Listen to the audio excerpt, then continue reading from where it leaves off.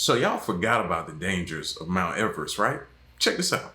A body wearing neon green climbing boots lies near the top of Mount Everest. Sawang Paljo, an Indian climber, died on the mountain in 1996, and to this day climbers step past him on their way up. He's one of hundreds of bodies that remain in what's sometimes called the graveyard in the clouds. Just this spring, 12 people have died climbing Mount Everest. The mountain...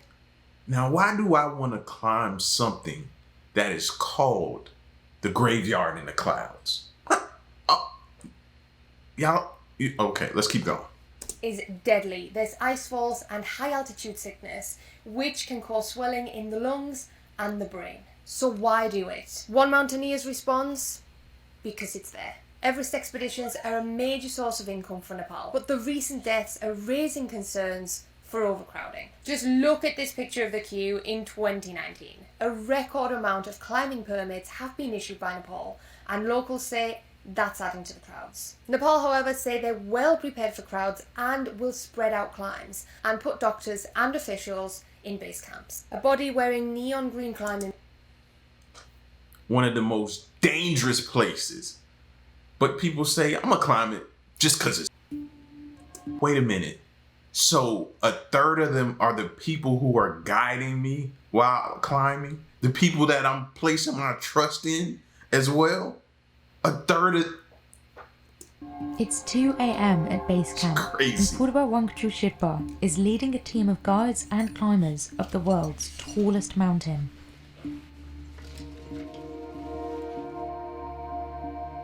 अहिले चाहिँ म हिसाब गर्दाखेरि 48 पुगे अझै 2-3 वर्षसम्म चाहिँ Everest नै चढ्ने चाहिँ मेरो आशा छ.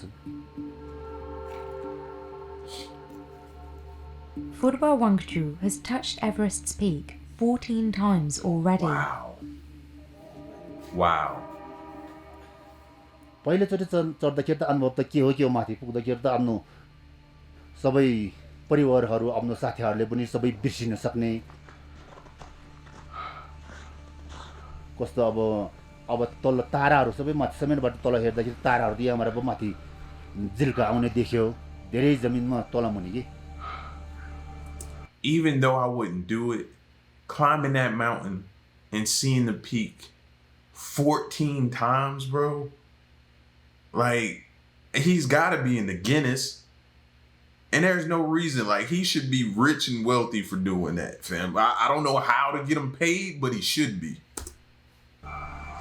के हो त्यो बेला त अब खुसीले हो कि नाकेले हो दुःखले हो अब धेरै नै उ भयो उत्साह भयो खुसी भयो भनौँ न.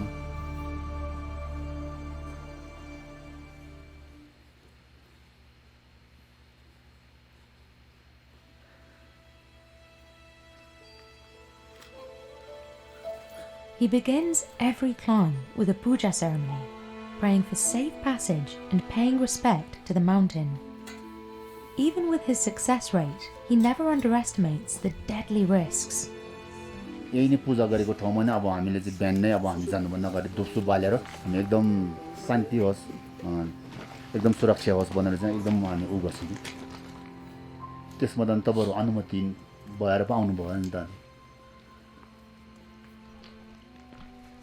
Over the next several weeks, this group of 16 will climb for hours on end in total darkness, face the threat of avalanches and storms, and cross deadly passageways. Purba Wangchu and his team of experienced guides are their best chance of making it to the summit and surviving. It gives you a lot of confidence. You know, when your Sherpa has 15, 16 summits, like some of these Sherpas here, when you're at high altitude and you're in those situations and they tell you, you know, it's okay, it's going to be okay.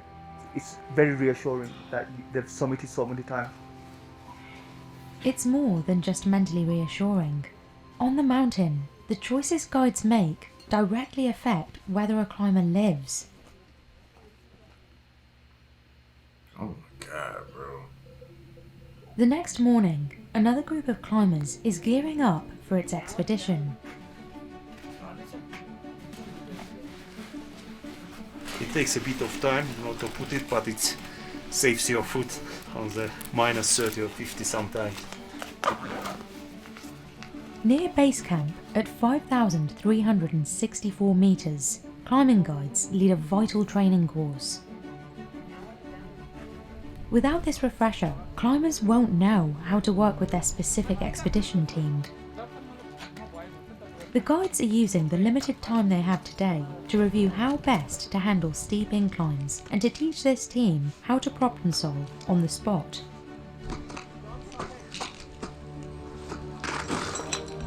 So basically saying it's not a matter of if, it's a matter of when you run into something life-threatening. It's pretty much guaranteeing and saying that you're gonna experience some type of life-threatening incident on this hike.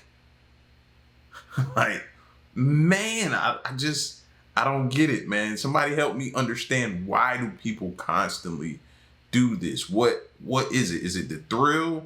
Is it the accomplishment? Is it what makes them do this?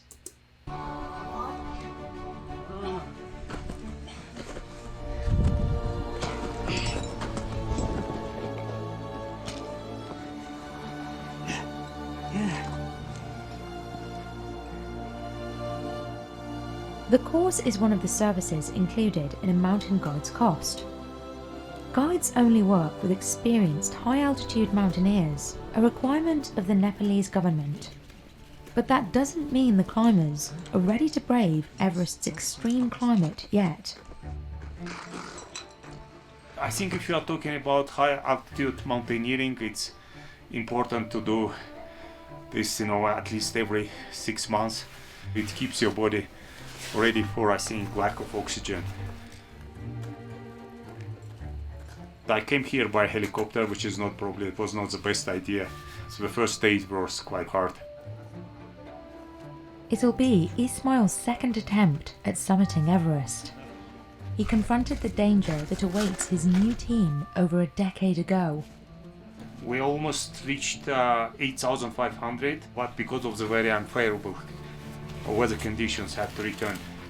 So the summit was very close. So after 11 years, I'm back. Y'all see the spike shoes that they're wearing? Like, the spikes on those jokers are like that, fam. Like, the spikes is like crazy, like long. I wonder where they get them and how often do they like change them out? Because that's a very vital and important part of this thing. Like the shoes, the being able to lock into that snow and everything like that, to be able to plant your foot and make yourself stable. Like, that's important. I wonder how often do they change them out? Do they change them out for each one? And if a spike can be broken, do they have ways to fix the shoe? Because imagine yourself climbing and something happened with one of those spikes or something like that. Is there a way to fix that? I got so many questions. Ismail averted catastrophe in his first summit attempt, but not everyone is so lucky. When climbers are critically injured, guides have to be prepared to switch an expedition to a rescue and provide emergency relief. That's true. In May 2023, a team of Sherpa guides rescued a climber from Everest's death zone. Over the course of 6 hours, the guides carried him on their backs down to Camp 3. Holy! My God! Since the 2019 season, as a safety measure, Nepal has required every climber to be accompanied by at least one climbing guide. And choosing a local guide has its distinct benefits on Everest. Many of these mountain guides are Sherpas, an ethnic group native to the slopes of Mount Everest. The conquering team was composed of 20 Americans, aided by Sherpa tribesmen who acted as carriers. Though the term Sherpa is informally used as a catch-all for Everest guides, the Sherpa people have been closely involved in mountaineering here since the very first Everest expeditions. Their tissues use oxygen more efficiently and preserve muscle energy better than people from lowlands. That's one of the reasons Sherpa guides can assist their climbers with heavy loads without risking as much physical strain.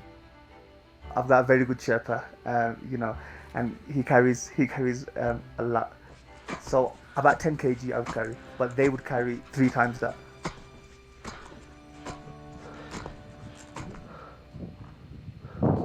And it's indispensable, especially here at the Khumbu icefall. where 3 Sherpas lost their lives in 2023.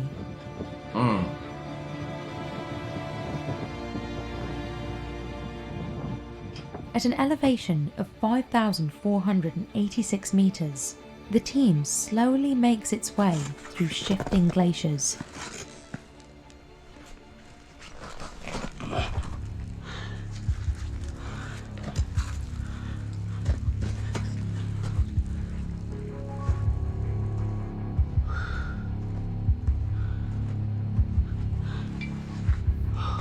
All I can think about is that Samuel L. Jackson speech. Y'all remember the movie Deep Blue Sea? And when they were stuck down and trying to get out, and he was trying to get everybody to calm down. And he was like, y'all think water is something? Try ice. And that's all I can think about right now as that dude was ascending down and looking at that ice up close and personal. Ooh.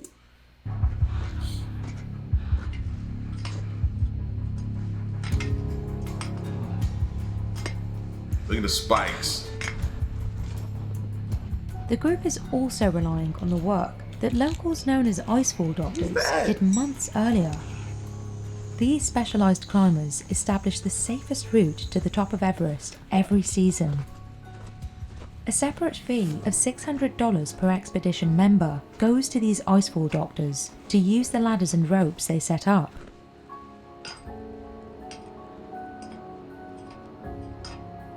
Too shaky for me. But even with a clear path, climbers are still in danger of crevasses opening and closing, and even unexpected avalanches. वर्षैपछि नै अब यति राम्रो राम्रो शेर्पाहरू हिमालमा बितिरहेका छन् त्यो सोच्दाखेरि त अब आफू पनि अब यस्तो हिमालमा चाहिँ किन गर्ने आफ्नै साथीहरूको ज्यान गुमाइरहेको छन् त्यसमा धेरै दुःख लाग्छ तर आउनु पर्ने कर्तव्यले नै फेरि आउनु पर्ने अवस्था आउँछ कि So even if I do everything right, you know what I mean? I check the ladders as I'm coming to them. We're tied off. We're secure. You know what I mean? We're doing everything safe. It's still an avalanche that can come through that we can't account for and wipe us out. It's going to be a no for me, dog. I don't think I'm ever doing this. Considering the danger, it's no surprise that mountain guides are one of the biggest expenses in summiting Everest. Climbers pay as much as $100,000 for the expedition and a chance at standing at the top of the world. You should pay more. They should pay more. For each of these climbs, guides certified by the International Federation of Mountain Guides Associations can charge agencies $10,000. Less experienced climbing guides make only $4,000 per climb. The agency Furba Wangchu works with, Makalu Adventure, says it pays guides an additional $1,500 for every successful summit. I think it's okay for what it is. It's okay, and you know, the Nepalese government have to make money from it. The Sherpas have to make money, and you know, it would be an insult, I think, if we would just come and pay hardly anything and summit the mountain. The majority of summits occur in the spring season, so most guides are hired for only one expedition, limiting their yearly income. Furba Wangchu says guides don't see enough money to justify continuously risking their lives. Exactly. हिमाल चढेर सबै त्यो पैसाले त हामीले कहाँ पुग्छ अब गोबर अब त्यो तलबाट आएको जति नै सबै हामीले पायो भने हाम्रो अब जस घरको अब परिवारको दण्ड बालबच्चाको फितिर सबै पुग्छ अब यहाँ पाउने भनेको त हामीले थोरै भने सबै अब फेरि ठुलो हकिमले लिइहाल्छन् त्यो गर्दाखेरि गाह्रो छ के One climb should be able to take care of my family for the rest of their lives, because all it takes is one climb for me to not be able to come back to them. So I should be able to make, because this, let's be honest, this is a once in a lifetime opportunity for the people that are hiring these men to go up and be able to see at the, as they say, the top of the world. One climb, if I'm the guide, should be able to take care of my family, no questions asked. That much at least. Guides also have to pay for their own gear, an investment of as much as $7,000. That includes clothing, boots, and backpacks that must withstand extreme conditions on the mountain. The down suit alone can cost $2,000, and some gear needs to be replaced every few years. Oftentimes, working as a guide in the increasingly commercialized Everest industry comes out of necessity. अब यो माउन्टेनियरिङमा लाग्नेको कारण चाहिँ किनभने हामी चाहिँ दुर्गम क्षेत्रमा जन्मेर त्यहाँ हाम्रोमा स्कुल नजिक आइपुगेन स्कुल नजिक आइपुग्दाखेरि हामीसँग सम्पूर्ण जस एडुकेसनहरू प्राप्त भएको छैन त्यही कारणले अब हामीले पनि अब केही आय स्रोतहरू चाहियो त्यही कारणले गर्दा हामी यो माउन्टेनियरिङ क्षेत्रमा लागेको हौं To stay afloat, Furwa Wangchu takes on other work. अब चाहिँ म खेती गर्छु गाउँमा मकै आलु यताउता खेती गर्छु This is common for many local guides who struggle to make ends meet from a job that routinely puts their life in danger. मैले भने अलि नै क्लाइमेट सेवा बिना अब एभरेज चाहिँ सक्सेस हुँदैन भनेर कहिले आउँछ भने थाहै हुँदैन त्यही भएर लाइफको ग्यारेन्टी नहुने कारण त्यही हो That's one of the reasons Dawa Geljin Sherpa quit his career as a climbing guide. हिजो त्यो तीनजना शेर्पा हिजो भर्खर नै त्यहाँ आइसफलमा परेर अब गयो नि त उसको बच्चा कतिवटा अब के गर्ने उसको सबभन्दा थियो होला उसको चकनाचुर भयो अरू उसको फ्यामिलीले के भयो चकनाचुर भयो आर्मीमा जाँदा र हिमालमा जाँदा एउटै हो तपाईको लाइफको ग्यारेन्टी हुँदैन तपाईको Like Dawa Geljin, Furwa Wangchu openly questions whether the risks are really worth it, and he thinks it's a question more Sherpa guides will ask. अब 10 वर्ष पछाडी शेर्पा पाउँदैन हिमालमा पाए पनि धेरै महँगो पर्छ If Furwa Wangchu is right, a declining number of expert mountain guides will coincide with the growing Everest tourism industry. In spring 2023, Nepal issued a record number of 478 permits to summit Mount Everest. This broke the record set 2 years earlier when it issued 409 permits. But as the industry grows, so too does the frequency of fatalities. Spring 2023 saw 18 deaths, 15 confirmed and 3 presumed, making it the deadliest season for climbers on Everest. 6 of those lost were Sherpa guides. At the same time, Nepal is seeing a growing job market, with locals increasingly choosing other professions. अब मैले अनुभव गरेको पहिले हामी यो क्षेत्रमा कसरी लाग्यो भने चाहिँ अब हामीसँग चाहिँ एजुकेसन अब पढाइ पुरा नभएर हामी चाहिँ अब जागिर क्षेत्रमा गए पनि कुनै काम लागेन दिएन भनौं न अब त्यो केटाहरु चाहिँ यो एभरेस्ट चढेर चाहिँ म मेरो जीवन र मेरो परिवारलाई दान्छ भने चाहिँ अहिले नसोचे हुन्छ मलाई जहाँसम्म लाग्छ अबको 15-20 वर्षपछि एभरेस्टमा तपाईको शेर्पा हुँदैन किनभने एकदम He said he don't think there'll be any Sherpas left in 20 years. Now, I'm thinking like, is he meaning because all of them are gonna be killed off on these climbs, and eventually that'll stop people from wanting to become or do what they do, or he just saying people are gonna quit because it does the means don't justify the ends or something like that. But just to hear him say that, bro, sent chills up my spine. अब सबै जानेर बुझ्ने भइरहेछ उनीहरुको छोराछोरी सबै अब कर्मुतिर पढायो अब स्कुल राम्रोमा पढाएपछि तब बिस्तारै चढ्दैन के तब एभरेज चढ्न कम हुन्छ They won't. आफ्नो ज्यानको नि माया छ नि पैसा मात्र ठुलो त के भएर आफ्नो ज्यान पनि हेर्नु पर्यो नि The rising death toll on Everest has put more pressure on the Nepalese government to manage tourism on the mountain. In 2025, it plans to increase the price of climbing permits for foreigners to $15,000, up from $11,000. The government says the salaries of high-altitude guides and workers will also increase. Good. This could be That's a start. And instead of going to 15, they should have just automatically started at 20 to 30.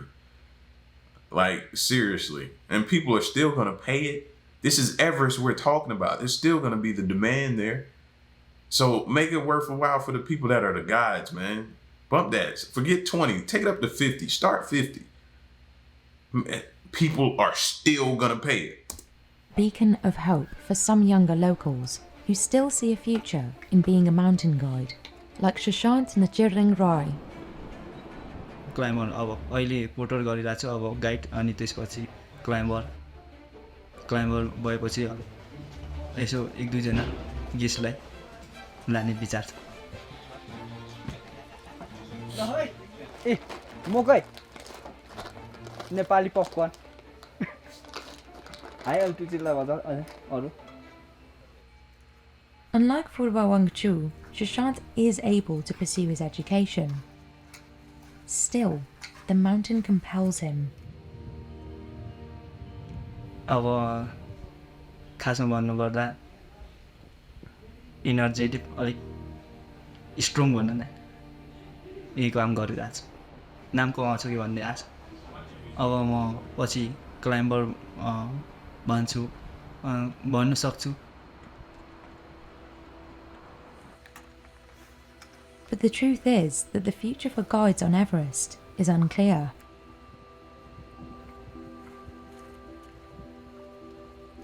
अब चाहिँ मेरो छोरछोरी चाहिँ यो काममा चाहिँ म लगाउँदैन किनकि मैले यो क्षेत्रमा कमाएको पैसा नै छोराछोरीको यो एजुकेसनको लागि सबै मैले त्यही पकाएँ I get it. त्यही त गर्वको कुरा त हो अब Said the money he makes is for his kids in the school. So I get that, bro. I work 4 jobs at a time just to be able to provide for my family. So that part of it, I get it. Won't nothing stop you from making sure you put food on the table. त्यही त नि खै इच्छा परेको त हुन्छ नि त